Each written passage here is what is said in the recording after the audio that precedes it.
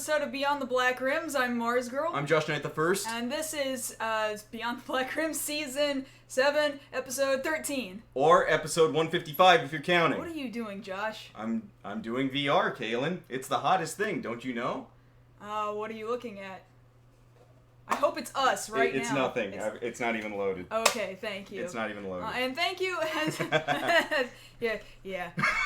Just for you, Roger. Just for you, Roger. Thank you as always to the Patreon contributors over at patreon.com/MarsGirl who make this show and so many other things I do possible. We want to make this a lighthearted and fun episode tonight to only briefly address it, but not under political circumstances. We realize that the past 24 to 48 hours have been so hectic and so pressuring and scary to so many people out there, ourselves somewhat included, and we realized, I addressed this in other places earlier today, and I had other people address it with me personally, that we are here to do a job. Yes. And that job, I should hope, from what some people tell me, gives comfort to other people who do not have another form of comfort, or if you do, it's just another distraction from the things that are discomforting to you. And for us to be able to provide that to you, I think is such a blessing for us to even be able to do, and I'm so grateful for it. That's pretty much all I wanted to say on the subject. I am glad that you guys are here with us tonight, or if you're not watching with us live, if you're watching this afterward, thank you for stopping by and giving us the opportunity to be in your lives and continue to do this. It means so much to us. Because bottom line, we know what's going on outside, but you're all here right now. If you need to take a few seconds out, get your mind right, take your mind off things so you can get back out there, then thank you for doing that with us. We really appreciate it. Also, I've noticed that you guys over here in this chat have been such a good community to each other, too. Yeah. I've noticed that grow over the last couple of years. You've gotten to know each other, not just us, but one another, because we've been kind of a small community, and it grows a little bit every time we do this, and you get to know each other, and you talk about personal things with each other, and that also is touching, and I'm so glad and thankful to all of you for giving each other an ear to listen to and a hand to help your fellow viewer back up onto their feet when they can't do it themselves. So thank you for being there for each other and for being there right along with us. It means a whole lot to me. Yeah. So, let's have a good show. Yeah, for sure. All right. What otherwise, I know it's hard to ask, but is there anything else going on that we can... we do. Siren's checking out VR. Look at that. I'm not so sure she's into it. Well, no, it's on her. Well, it's empty though. She likes the smell of it, but she'll get bored with it real quick. She likes the smell of new things. Yeah, so that's how that works. Okay, so what did we do this week? We saw Doctor Strange. We did see weekend. Doctor Strange, which I was expecting it to be good, but here's the deal. I was surprised at how much I liked it. I'm not even kidding. Next to Civil War, it's probably my third favorite Marvel movie. Mm-hmm. It's like Civil War, Captain America: The First Avenger, Doctor Strange. I didn't think it was going to get up on the list so high so fast, but it's exactly what I was hoping for. I went in there hoping, all right, Benedict, you've got 2 hours to convince me you're not any other character I've seen you play. Go. Mm-hmm. And he did it. Yeah. And he did it without being a copy of Tony Stark. He did it without having to draw on anything else from himself. No, he was definitely him. He was his own character. Yeah. He was his own guy dealing with his own problems. And at the end, he doesn't come out, all squeaky clean. He's like, no, he learned something. He's got a chip on his shoulder, but he knows how to carry that chip on into the future with all these other Marvel movies that he'll show up in from this point on. And furthermore, the visuals, I really feel like when you're talking about multiverses and alternate realities and stuff, man, the visual artists for this film sure did a good job of bringing forth universes that you didn't think existed. They exist in somebody's for those head, of you guys and who got were out onto screen. I don't know if it was here during the show or during the chat last week, people who were recommending, are you going to go see this movie on shrooms? I almost regretted doing it for the scene where he finally sees... Not doing it. Yeah, I kind of regretted not doing it when they expose what the multiverse looks like to him. And I'm like, oh man, maybe I should have dropped some acid. Maybe I should have taken some Makes me shroom. wonder if some of the artists did it in order to create it. But see, that's the thing about genius you have to realize, is that somebody had to see that in their head and then be able to bring that out of their head and put it on a screen and have other people go, wow. And the thing about it was, it wasn't so much blur. It was very crisp. It was a very distinct, oh, wow, I can see where this ends and this begins, and then the blur, it and wasn't then the coming grainy, back. poppy sort of 60s, 70s sort of psychedelic it's nothing. feeling that... It's nothing like the television movie. Yeah, Don't even think about that for a second. This is its own thing. It's definitely worth the watch. I would almost go watch it again if I didn't have so many other movies that I want to get to this weekend. Yeah. So yes, I would definitely recommend going to see Doctor Strange. It was worth the price of admission. Absolutely. And So then do some. go see that. Anything else that we have that's especially pressing that we can talk about? You thought you were done with World of Final I Fantasy. really did. You thought. I really You thought thought you I were was. free. So I got to what was the end of the game, and then the end of the game ended really horribly and very quickly and kind of too easily too. And everybody else in the chat at the same time too was just like, "What is this? This is crap." And then I'm like, no, something's wrong here. I need to start the game and continue again. Right. And the first thing you see when you choose continue after you've just beaten the game is one of the little traditional blue text Final Fantasy windows with a selectable text, and the only selectable text it says is no! And I'm like, what do you mean no? What does that mean? And it turns out there's more story. The game's not over, even though I got the end. There's still more to go, so I have to. It's I pretty have much to straight beat up it dicking with you. Yeah, I have to beat it tomorrow now. I thought I was gonna beat it yesterday, and then I just kind of didn't have time. I thought I was gonna beat it today, and then it faked you out. And it faked me out, and now there's more story. Well, there oh you my go. god, that was it's kind of I kind of like it, but at the same time I was like, man, I was ready to move on to something else. Like, you really... But in that sense, isn't it a good thing that you were able to play this and you didn't see that I coming? didn't. I really didn't. You thought you unlocked bad ending. It turns out there's just more ending. Yeah, you would have gotten that ending whether... no matter who played it and how you played it, it's not that you can get multiple endings by doing multiple things. It's that's the order of events it would have taken to do it anyway. So, yeah. Guess we're still playing this game, guys. Yep, still All right. going. And anything else before we go ahead and list off our news stories? No? No, I think we're good. Okay, let's go ahead and talk about the main 3 news stories that we will be talking about just a little bit later on in the show. So, first of which, I know we talked about Overwatch last week. We're going to just kind of bring up a little bit more new information. We're Overwatch players, and I'm kind of excited also because we just got your new CPU. Yeah, we got to test that out Yeah, later. later on tonight, I'm going to be helping you install that. So there's a whole bunch more Overwatch stuff that came out of BlizzCon and stuff about a brand new Overwatch League. So we're excited to talk about that. Yes. We'll only spend so much time on it. Our second story of the evening, I imagine some of you came in here tonight just for this. I've been talking about it a little bit on Twitter. I'm going to talk about it tonight. We're both going to talk about it. The Power Rangers reboot movie revealed something. Yes. That was large and gray and had little specks of 5 different colors. Yeah. They're calling it a Megazord. Will I call it the same thing? I'm going to call it something. That's our second story. And finally, the third story is in regards to... what is it in regards to? To Final Fantasy, which Final Fantasy 15 is about to come out at the end of the month. You know, pray and cross your fingers that they do not actually delay it again suddenly at the very last minute. You won't. But they're talking about more Final Fantasy games after the fact, which, you know, is a good thing. But the way they go about it might not be such a good thing. We're going to talk about what games they are rumored to be discussing right now, although nothing has officially started yet. Yes. Yeah. Right. Yes. Okay. All right, well, we've got follow-ups. Follow-ups, all right, my favorite section. All right, so let's get right into it with full-blown Justice League. Oh, Let's my go. God. Full-blown Justice League.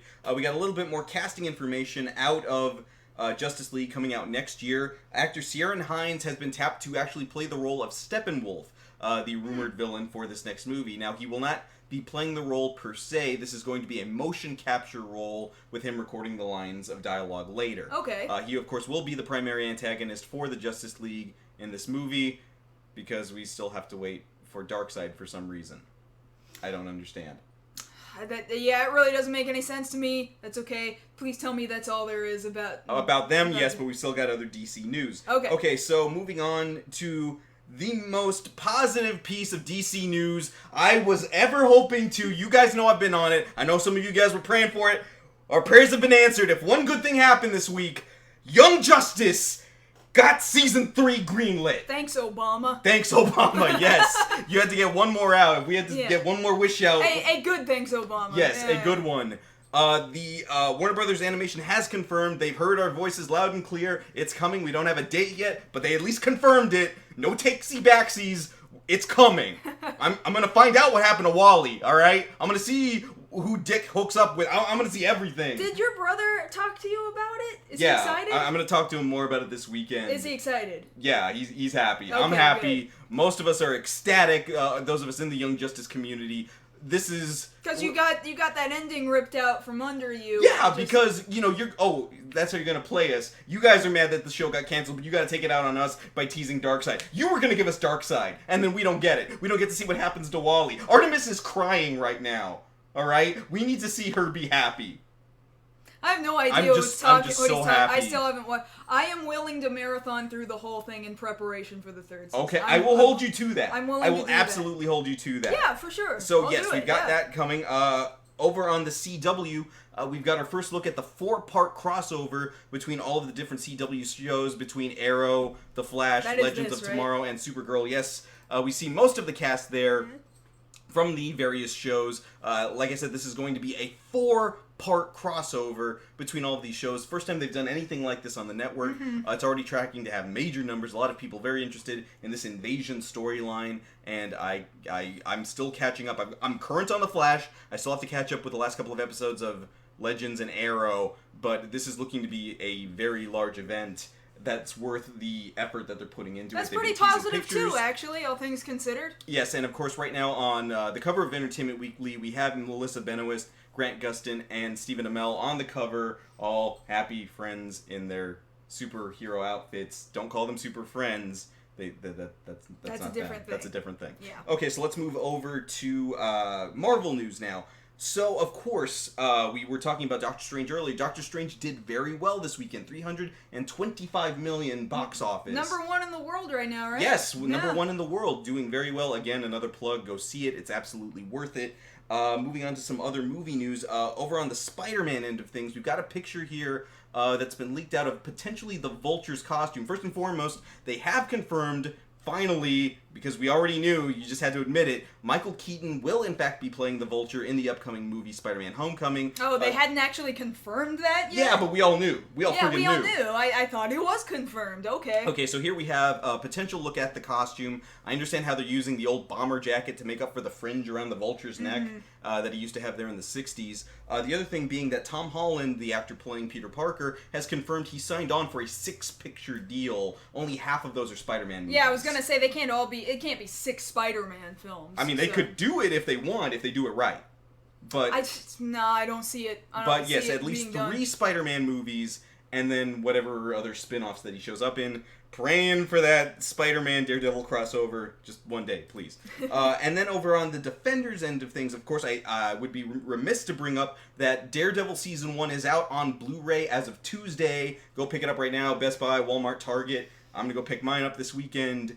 Absolutely worth it. Okay. If you haven't seen it, get on it, get with it, act like you want it. But over on the Defenders end of things, they have confirmed that actress Elodie Yung will be back reprising her role as Elektra. And for anybody who's seen the end of Season 2 of Daredevil, you know you want to see how they're bringing her back. Okay, so moving on to some more positive news, because there is positive news to talk about this week. Yes, we got Young Justice back. We've confirmed that we're going to have a lot more Spider-Man in the future. We finally confirmed from John Boyega, Pacific Rim started filming. Finally! When was this that it started? 2 days ago. Oh, nobody told us 2 days ago? I tweeted it. Oh. I retweeted it. You retweet so much that I start to get bored of your retweets. I'm sorry. But maybe you should read. I just want to hear what you have to say. Okay, well, I'm saying it. 2 things. 1, they started filming. 2, they confirmed that the so-so title is the confirmed title. The movie will now be referred to as Pacific Rim Maelstrom. Well, all right. Maelstrom being a very strong storm. So yes, we have that to look forward to. You can of course check out John Boyega's Instagram. I'm very much hoping, because he kind of did a few pictures out there with Star Wars. Just give us a shot of Jaegers, the They suits, have to clear something. them first, you know that. Yeah, but maybe he'll still do it anyway. I'm hoping. Well, and get fined? I mean, maybe. I don't know. Maybe. I'm not counting on it. Not without them getting it cleared. Look, just let me have my joy right now. Then just be happy at what you got. Yes. Just okay. be happy with what All right. you got. Moving on. Okay, so moving on to game news. So we have gotten some confirmation out of Nintendo that the Wii U is pretty much the plug's been pulled. Yeah. Finally, because there were rumors out and about last week even that they were going to stop production on the Wii U. Nintendo actually said no, we're not. But this week Japan went. Yeah, we are. Yeah, we are. And then America confirmed, well, we've pretty much got all of the product that we are going to get, so if you still want to pick up a Wii U, you should ask your retailers to make sure that it's stocked, meaning they're not going to make any more. There's the difference between the Japanese saying, we are not making more, versus the American company saying, we have them and there's not more coming. Yeah. Which is basically the same thing, the roundabout way of saying, yeah, you're... Well, yeah, because North America isn't the ones making and manufacturing the Wii U. Yeah. That's Japan that's doing it. So, yeah, Nintendo of Japan has confirmed no more production of the Wii U. I think it's stopping by December. Yeah, so if you want one, go get one. We'll probably get them for cheap, maybe. Eventually. Yeah, it's gonna drop. So okay. especially come March next year. All right, so moving on to a little bit more movie news. Interesting thing out of Universal, they have gone ahead and licensed a live-action take on Voltron. No word yet as to which iteration of Voltron, if we're talking about the original 80s run or this newer Legendary Defender out of Netflix. It's gonna be Vehicle Voltron, Josh. God, I hope not. Vehicle Voltron is crap. I don't care what anybody says. I know. Like, you remember we tried to watch the first I episode? Couldn't do it. No, there were too many people. It was so bad. It's too much. I don't think I could even watch its original source material. I really don't. Now, admittedly, I follow fan castings when people put them out there.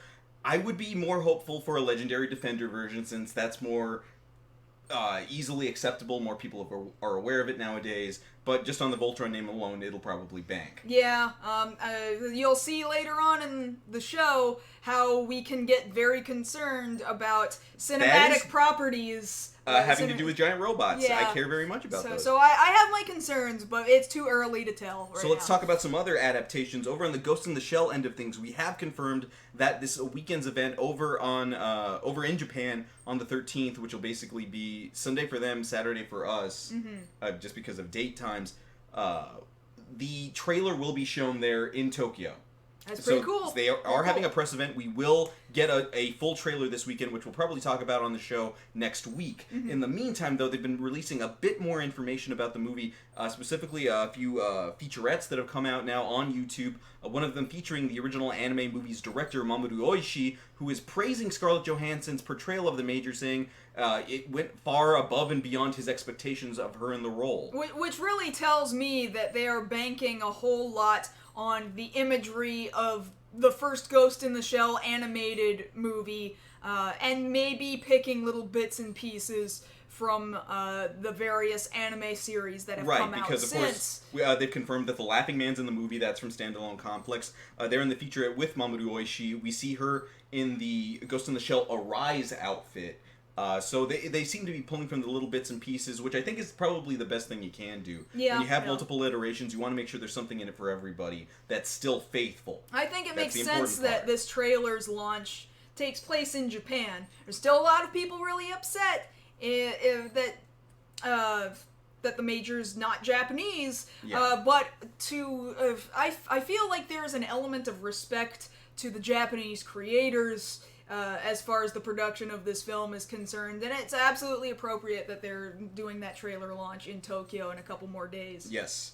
Okay, over on the anime end of things, we have gotten confirmation, from Funimation that they are going to, in fact, provide an English dub for Dragon Ball Super. Well, we were waiting for it. We knew it was coming eventually. Right, especially since they had announced that we were going to get simulcasts over here. Now we've got the dub coming, so everybody can just relax. If we're going to get it, it's going to be fine. We knew. Okay, so moving over to some Tokusatsu news. So there's been this picture floating around that people were, we'll go ahead and show you guys here, that people were assuming was from the filming of an upcoming Versus movie. This has since been debunked. We wanted to make sure people didn't get their hopes up too far. This was actually a cosplay shoot. Haven't we talked about that shoot on the show before? We have. We've mentioned it before. Yeah, this is the one where because that valley, it's the same valley that they film all of this Tokusatsu, and we visited it last year. It's at Mount Iwafune in this little gravel pit down there, and it's kind of up the side of a mountain, and there's this cosplay organization that we've talked about before, a photo shoot organization that they offer. It's a photo package that they offer once or twice a year.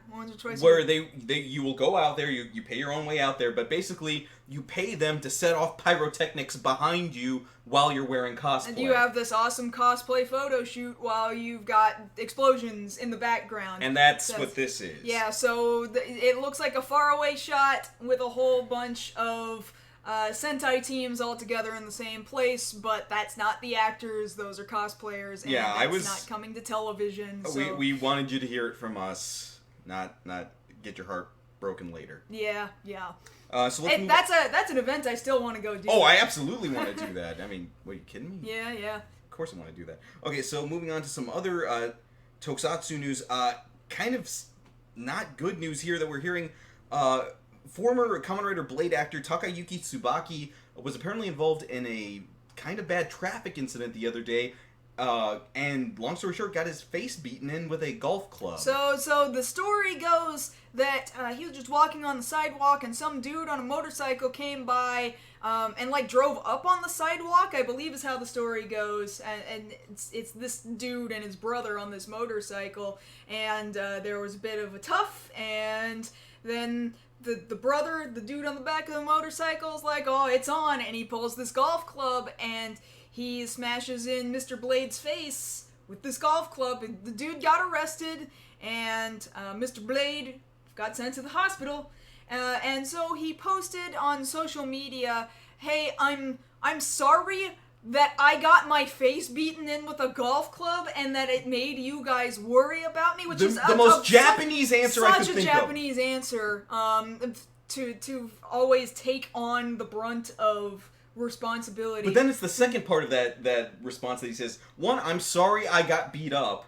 but two, I'm doing better. Exade is a good doctor. And he's taking care of me. And he's just got the photo. Just doing this, all you see is the peace sign on camera. So you don't see his face, probably for good reason. Right. I bet he doesn't look so hot right now.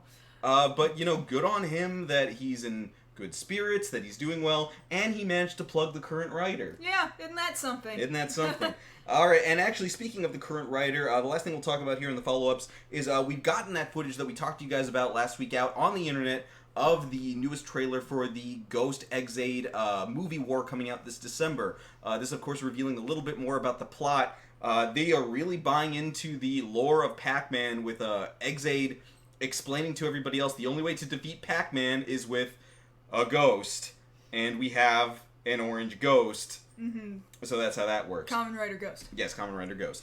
They have, of course, teased that the other actors' final forms will show up. The actors themselves may be in the movie. A lot of people are already theorizing, based off the very small portion of footage that there is there, that they are just holding back the reveal that those actors are showing back up in the movie, respectively for Drive, Gaim, and Wizard. But we will be getting that at a later date. Still, it looks very action-packed. Hopefully, it's not as bad as last year's movie war. It was bad last year. It was pretty bad.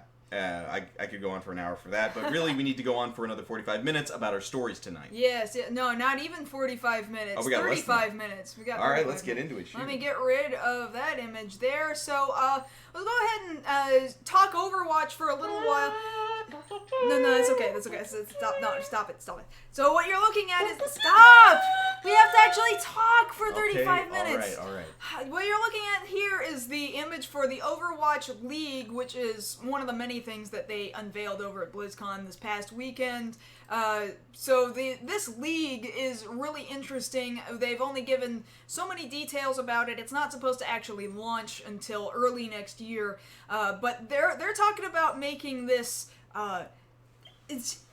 You can equate it to the NFL, the NBA. They are really trying to make this a full-on league. Yeah, a legitimate... Bring esports up through Overwatch. Now, the thing about it is we can't talk about the league without first talking about the Overwatch World Cup that they had there at BlizzCon. Where they were teasing the actual cup that you will be able to get in the league when you participate next year. And, of course, this was a World Cup, so we had different teams from all over the globe. In the end, big surprise, South Korea took it.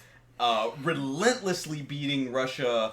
They didn't let Russia win a single match. Not a single one. Not one match. And who's surprised, especially after just a couple of weeks ago. We just reported that last week. We did that story where we were learning that South Korea has basically given up StarCraft almost entirely. To devote themselves to Overwatch, and they proved what the fruits of that labor is. Watching that World Cup was like watching a completely different game at some points, because you could see how brand new strategies I had never seen before. I know, because we were talking about this as we were watching over the weekend. Like, for one thing, we never see nearly as many Zadias, or we hadn't seen, I should say, until we saw the World Cup, and now this week I see a lot more Zadias. Yeah, people were inspired to play other characters after this. I never saw nearly as many Winstons until after this weekend, and especially given that last match there on oh god, I can't remember the map's right there in front of us. But that Winston shutting down Genji, I've never seen that happen. And he got MVP. He got MVP for South Korea. Yeah, absolutely. So the World Cup was kind of a fascinating thing to watch, and man, some of those announcers were incredible to listen to. Lee Jung Tower, that's what it was. Lee Jung Tower. Okay, so that all leads into this idea of the Overwatch League. That is, because this is still a young game, not even out for a full year, barely half a year that this game has been out, a little over half a year.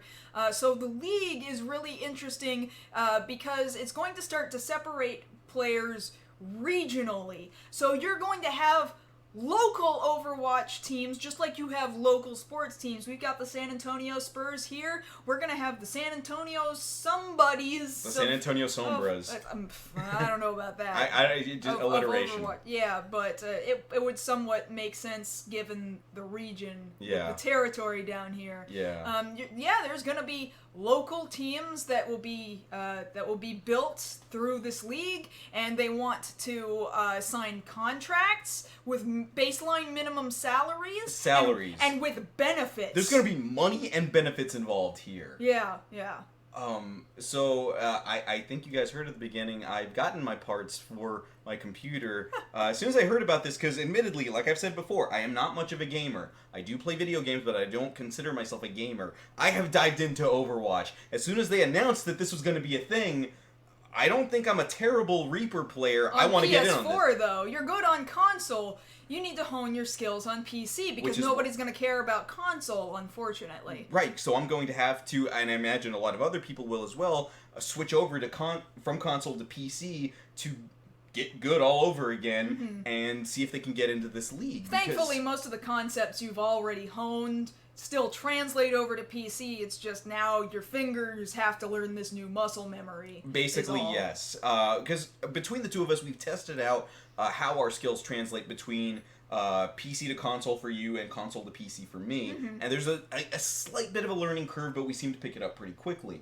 And I imagine with that, there'll be a lot more people flooding in for the PC market to see if they can hone their skills and actually get on these leagues and see if they can compete for this cup. Now, the thing about it is, over here in the States, we have competitions. I know this seems like such a crazy thing for me to interrupt you on, but this was just the nicest thing that I'm seeing in the chat right now, and I typically don't reserve cowbell for something like this, but it's so nice.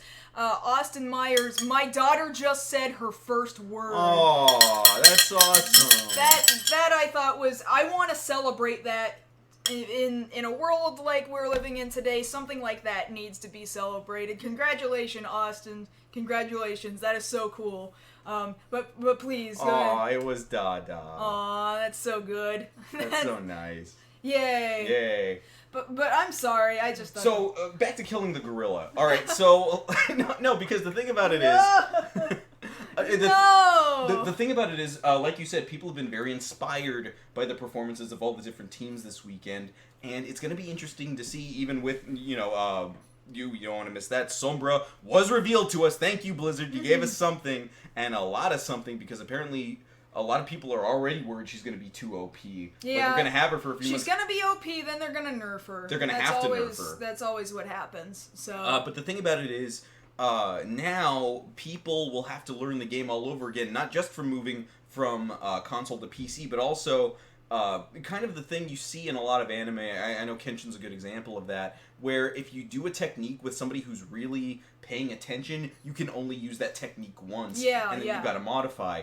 Admittedly, on console, I've been lucky enough to use the same move over and over again, because sometimes the team you're playing against isn't very observant. But the thing about it is, you can absolutely see it in the footage from the World Cup there, specifically South Korea. They adapted so quickly to a team's style of play and choice of characters that they would mimic it back sometimes to taunt them. The Russian team specifically had basically used the same strategy throughout the entirety of the World Cup and carried it into their fight with South Korea, and it did not help them. So, clearly, this is going to require study just like any other sport, where you take a playbook and you map out different kinds of play strategies. Yeah. The face of Overwatch is changing, and it's morphing into a legit sport. I want to say that this is the way that South Korean esports have functioned for years. But now it's happening here. And now America has finally been like, oh, this is viable, and after all, one of their biggest fan bases is within South Korea, and always has been, followed very closely by China with World of Warcraft, really Asian countries Blizzard does very, very well in, and it would only make sense to then try it right here at home, and I think it'll move internationally as well. I'm sure it's yes, absolutely. Not just going to be an American thing, but it will eventually go international to take it to the World Cup. Yeah, so definitely that's something we're going to look into, seeing about getting a league together. Maybe I can convince some of my PS4 friends to come on over, because I know some fierce players. I know you know some fierce players. Maybe that'll be a thing down the road. That would be nice. It would be kind of nice, actually. I still think that you and I, take Black Rim Ops, and our Nerf branch. Our Nerf branch that we always use at NAGFest. Make that a local team here, you and me, and then that's entirely grab possible. 4 more people. We could do it. We could totally do it. I don't know. Maybe we gotta get good. We gotta get good. We gotta get good. And you guys get good. Yeah. It'd be cool to play against you guys someday. Okay. I guess we're about done with this here. Yeah, okay, because so we can totally spend a lot of time on talking about this thing right so here. this... Okay, alright. I gotta put the drink down. Okay. That's funny, because typically if something like this, you'd pick the drink up. No, normally, yeah. But I'm ready. Okay, so... The fuck? And can we clarify what we're talking about? Okay, so let's specify. For those of you who do not know what the hell this thing is, this apparently revealed through Power Rangers officially, through their website and through their official Twitter account. This that we're looking at here is the Megazord for this Power Rangers movie coming out next year. Now, I'll move to the side a little bit to give you guys a better look at it. So this Max Steel looking mofo here, I need to, before you continue too, I kind of want to bring up what our first Megazord looked like. Yes, okay, so for comparison's sake. For comparison's sake, so this, Daijujin brought over here as the Megazord back in 1993. This is iconic. This is what people recognize. You show people this, they know Power Rangers. That's a Power Ranger Even if you thing. don't necessarily know what Power Rangers it came from or what it's called, I think just about all Sentai mechs yes.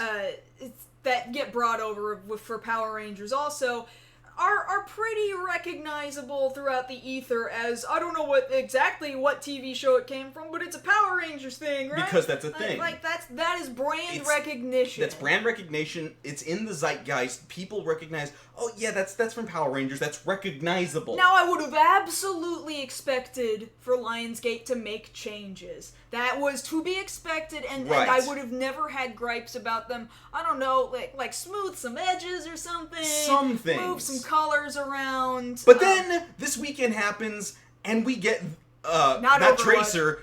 We get this, and I'm trying to figure out what the hell were you guys thinking making this thing. Now, I know some of you are out there thinking, well, there's a lot of gray on that. I don't think it's fully colored in. Well, that's the thing. We got two pictures here. Yeah, I do have another one. This is apparently the deluxe light and sound version, and then there's another version that's the combining version, which isn't much different. Now, the thing about it to see here is that there's a lot more black, and the colors maybe spread out a little bit more. The biggest difference that we're seeing right off the bat is that not just for the aesthetic of the movie, which of course they changed with the Ranger suits themselves going into the Megazord, not all the Zords are in the right place.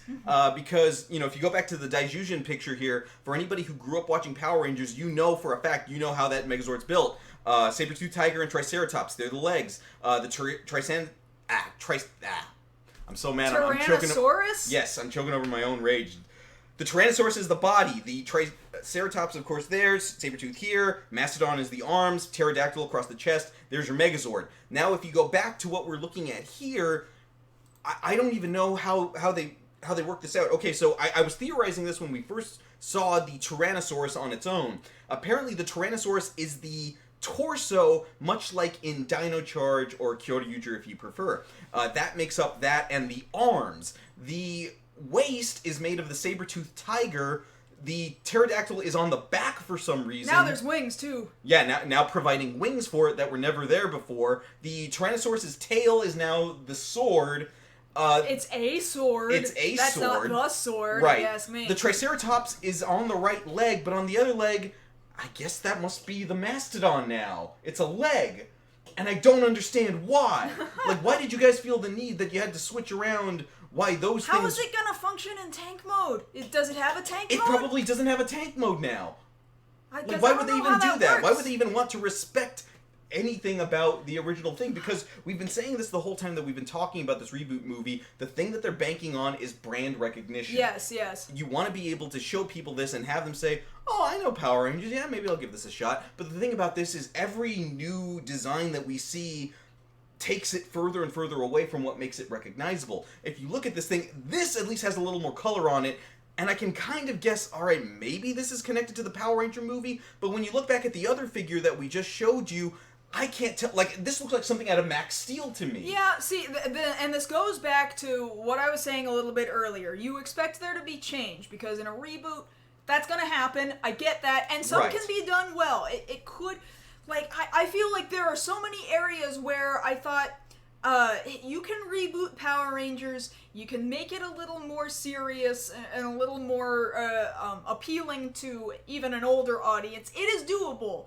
You probably could have done it, and it would have still looked like Power Rangers and still would have been inviting both to old fans and new people who have no idea what the hell this is. At this point, clearly, they wanted to make an entirely different movie, and they just wanted to slap the name Power Rangers on it for the brand recognition. However, brand recognition only works when something's recognizable. If you can recognize the brand, and I cannot recognize the brand here. Now, some people are also saying, guys, stop bitching. It's not supposed to be the same because it's reimagined.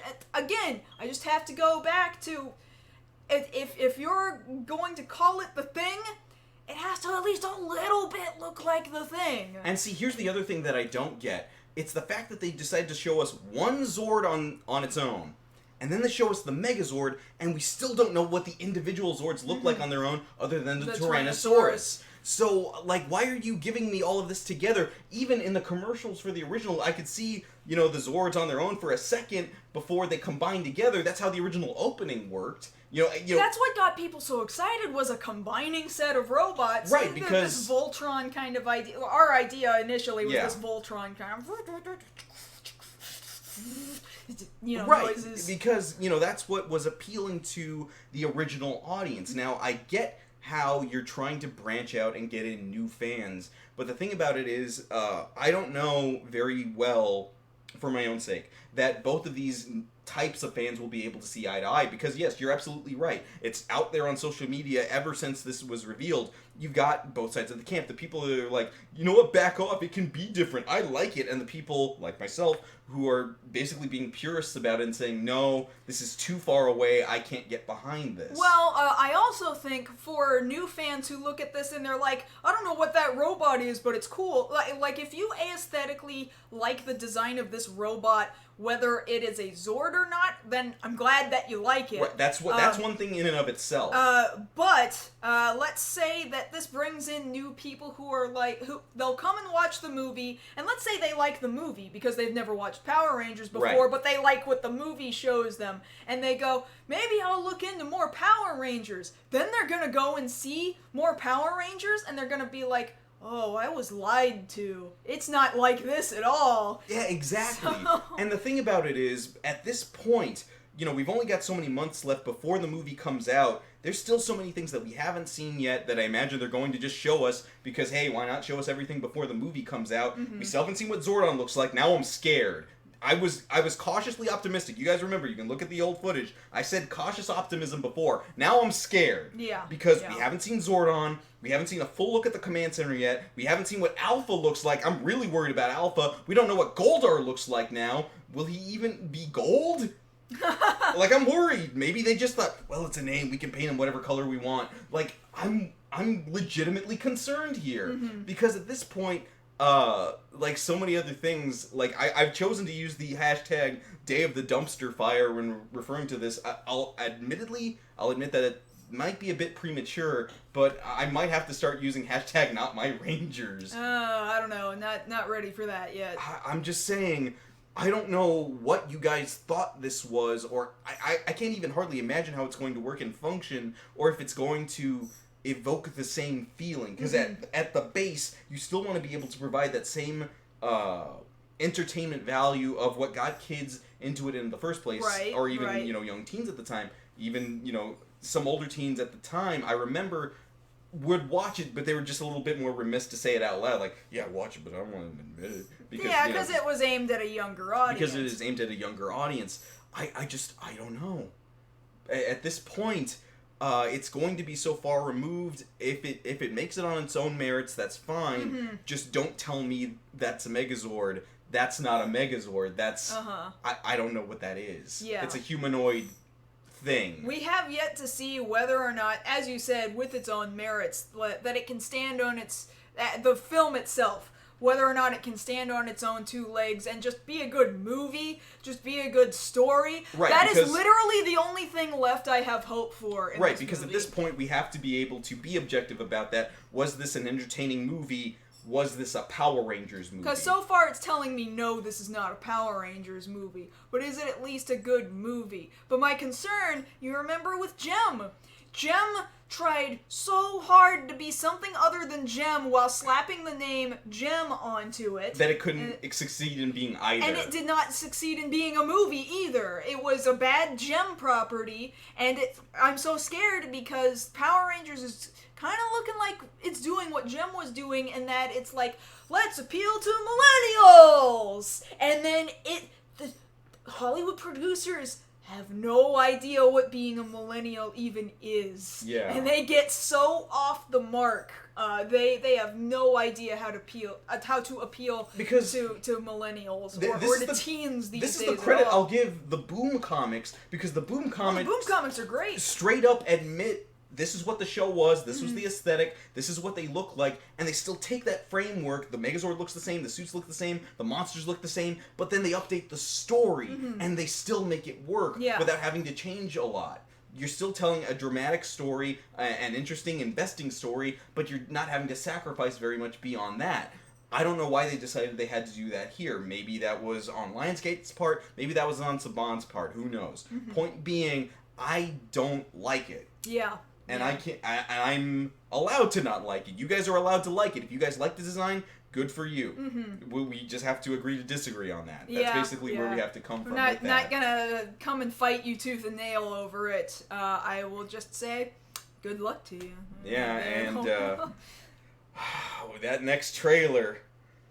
Worried about it a lot. Oh yeah. Worried about it a lot. Yeah. Get out of here. All right. We're leaving. We're leaving. So let's get you mad now.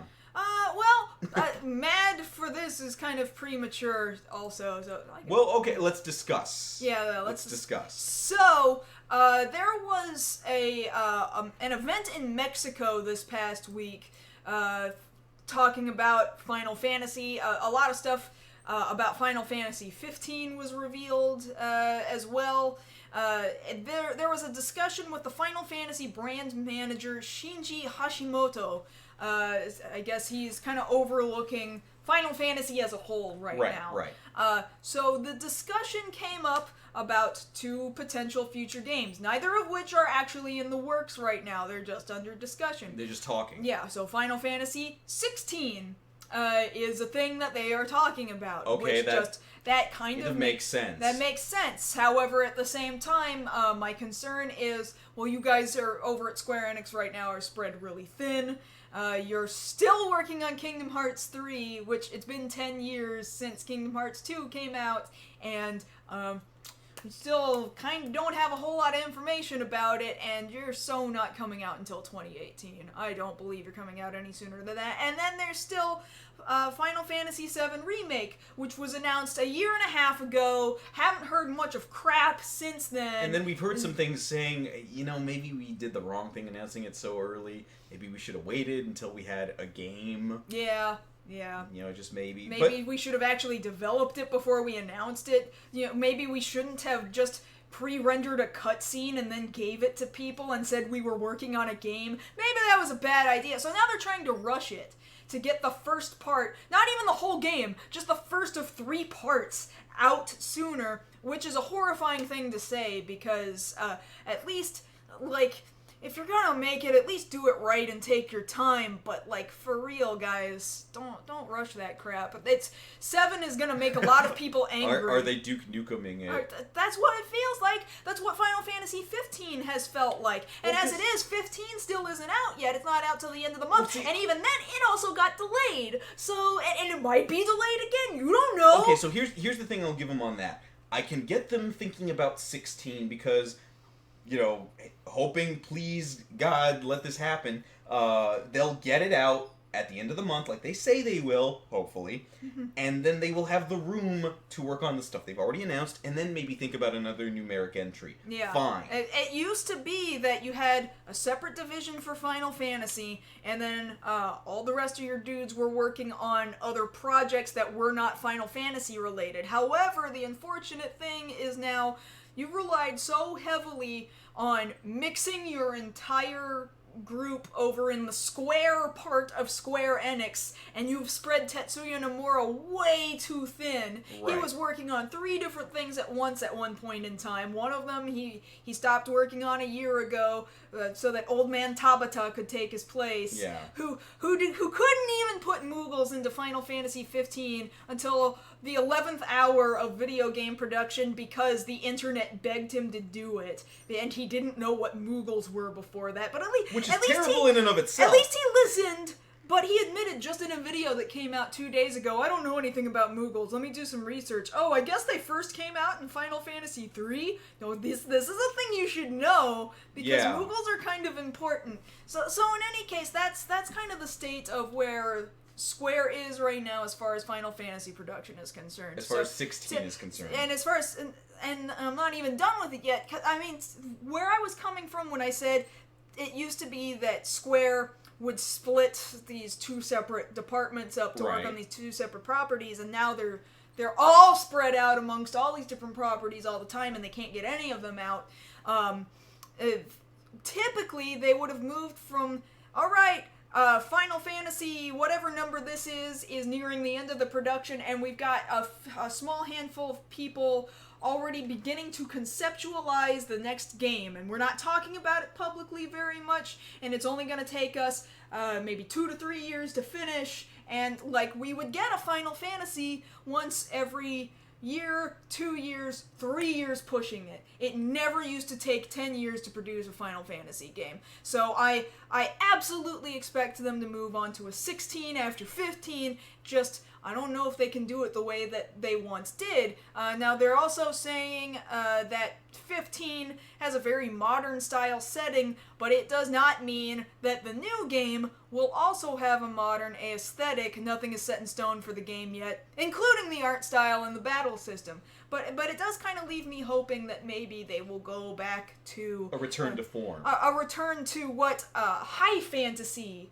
kind of looked like in the early days of Final Fantasy, and I would appreciate that. I don't have unappreciation for... You don't not have appreciation. I don't not have appreciation for things like what 7, 8, and 15 have done aesthetically, but I would like to go back to old school kind of fantasy. Okay, that's fair. That's fine.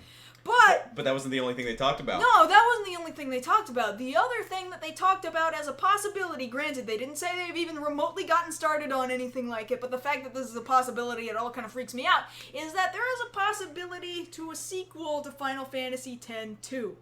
As in, there would be a Final Fantasy X-3. Why?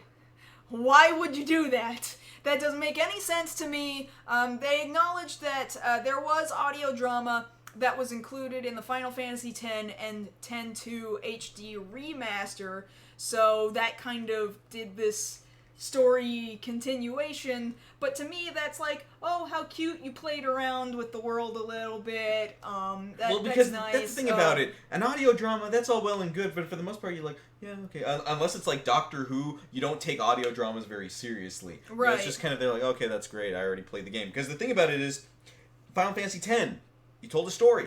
It was done. It was basically done, yeah. X-2 comes out. Okay, we didn't really need this, but if you play it right, it kind of adds that much. You get the good ending and then the super good ending, and it's like, it's over. Okay, we're good. It's wrapped up. We're it's good. Done, yeah. We're done here. Let's move on to the next thing. And now you're telling me you want to continue that.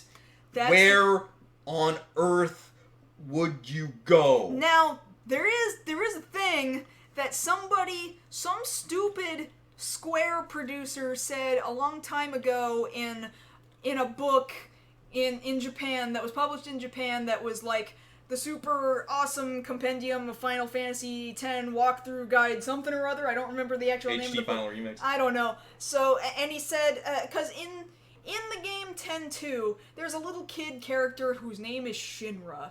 Okay. Oh, this mess. Yeah. And I was like, ha, that's cute. You made a reference to Final Fantasy VII. Like, that's adorable. Because you can make other references. You make references in Final Fantasy all the time. Like, that just happens. Like a different Cid all the time, or a different Bahamut all the time. Like, that's a thing that happens. But then this moron in this book, right? He's like, he had to go say something. He's like, I figure that Final Fantasy VII and Final Fantasy X are in the same universe, because over in Final Fantasy VII land, that Earth, they had, that Shinra built the space program, and then finally they were able to utilize the space program and leave the planet, and then they went and they colonized another planet, and that's what became Spira, and now Shinra is the long descendant of the originators from Shinra from Final Fantasy VII. Like, he said this, and now this is some tinfoil hat stuff, alright?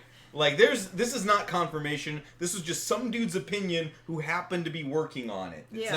This is not the gospel. No, it's not the gospel, but it sure did make a whole bunch of people think 7 and X are connected. And I'm like, where did the fan fiction? Then tell me where the space program went, guys, in Final Fantasy X. See, I'm not the only one who thinks that. Tell me where the space program went. But that's the thing. If they make a X-3, they might tinfoil hat that. Like, this is a story that needs to be told of how Spira began when somebody couldn't get back to the planet because their spaceship crash landed there and they couldn't go home, and that's how Spira exists. We need to make a game out of it now. And this is what I feel about Surge Cerberus, okay? Friggin' Dirge Cerberus, where you create all this additional backstory about Shinra in Final Fantasy VII, right. and the game is telling you, yeah, all of this stuff totally happened in the background of this game. And I'm it just was over here always like, there. lol, no, that didn't happen. No. Or, though, the other thing about, not Last Order was that OVA, the Crisis Core, which for the most part I did not think was a horrible game, and I was kind of okay with the battle system and stuff. It's telling of the sequence of events in Zack's life, which then get projected onto Cloud, for the most part, I'm okay with. But the introduction of Genesis, the character Genesis... Played by Japanese music star Gact. He needs to not exist. The only reason why that character exists is because you needed Gact to sing the theme song, and he wasn't going to sing the theme song unless he was going to be a character in the game, and now you have to accept the reality that this Gact character Genesis is canon within the world of Final Fantasy VII. And now my concern is that they're going to have to address him in Final Fantasy VII Remake, and I think he's a terrible character and a terrible addition to that world. And now, so in 10.3, alright? Oh no, don't do this to me. Don't do now this to me. Now you're gonna put Gact inside of 10.3 because 10 is connected to 7, but they're different planets in the same universe. Because Genesis is the one who connects them both together. He's the person. He got on the space shuttle, and then he left the planet to go form another. I don't know, Josh. No. Now, granted, they also say here Tetsuya Nomura's really friggin' busy, guys. He's trying to make 2 games right now, and until those 2 games come out, we can't think of working on 10.3. So I'm going, oh, thank God. Oh, thank you. If this is a thing that exists... Nomura only has so many belts. Yeah. Redemption! Thank you. That at least is delaying this potential horror that might exist one day. Yeah. Thank God for keeping your head on straight for something, Nomura. Stop trying to spread yourself too thin. So these are things that may exist in the future, one of which could be okay, the other of which they should never be considering ever, but they're drop doing it. it anyway. Don't do it. Focus on the titles you're already announced that already need to come out because they're very, very overdue. Get those out the door, and then start thinking about 16. We don't need an X3. I don't need the troll smiley face looking at me. The X is a 10. The X is a Roman Yeah, numeral. we don't need 10-3. We don't. Yeah. We're good. Thank you. Good night. Yeah, we better end it there all the same anyway. Before this goes too far, and we start theorizing what other crazy crap they can jam into 10.3. Which we can totally do in the post-show. Yeah, so if you're here with us live right now, thank you, as always, especially tonight, for being here live with us. It's always a fantastic time with you guys. So if you're here with us live, it means now is the time to stick with us so that we can do an additional Q&A with all of you here in the chat. If you're not here with us live right now and you're watching this on demand on YouTube, thank you also for watching and sticking with us. It would be nice, though, if you could come down here and be with us live every Thursday night at 9 p.m. Central, and you can come and hang out with us and talk with all these folks right here. I want to remind you guys that as soon as we stop talking right now, there's gonna be a commercial break. I know that scares you guys sometimes, but it's a Patreon thing. You gotta pay the bills. Please respect the commercial, and we'll come right back and do Q&A with you. Yes, and during the week, you can always talk to us over on Twitter. I'm at Josh Knight First. And I'm at MarsGirl. And this has been another episode of Beyond the Black Rims. We will see you guys again next week. Thank you, everybody. It's time for a commercial. And it's somewhere like right about here. Danny is a young sci-fi writer living in the UK. Everything was going great until one